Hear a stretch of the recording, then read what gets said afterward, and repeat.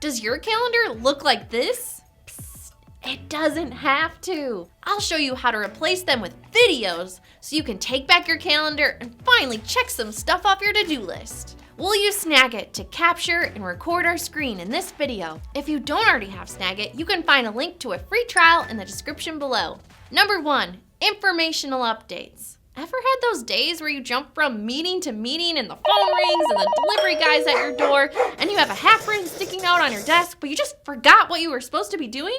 This is called context switching. It's super hard for us to focus when these silly meetings interrupt our workflows. And here's the thing. You don't have to interrupt people's days to share something with them. Anytime you have an update, don't put a meeting on everyone's calendar. Use Snagit to record your screen and camera while you explain. It will take less time for them to watch than that hour-long meeting, especially played back at 1.5 speed. Plus, your team can leave questions as time-stamped comments. The best part? Everyone gets time back in their day. Number 2, answering how do I questions. Can you hop on Zoom for a sec to show me how? No.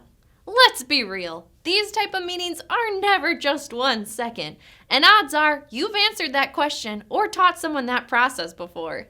Let's say your coworker asks you, again, how to add a time off request in your payroll system. Save everyone precious time and fire up Snagit instead. Record your screen as you go through the process and indicate the steps as you go. It's that easy. Pro tip, keep your video pretty generic so when you get the same question from someone else later, you can reshare it. Like, don't say their name and avoid adding anything that sets it to a specific time frame.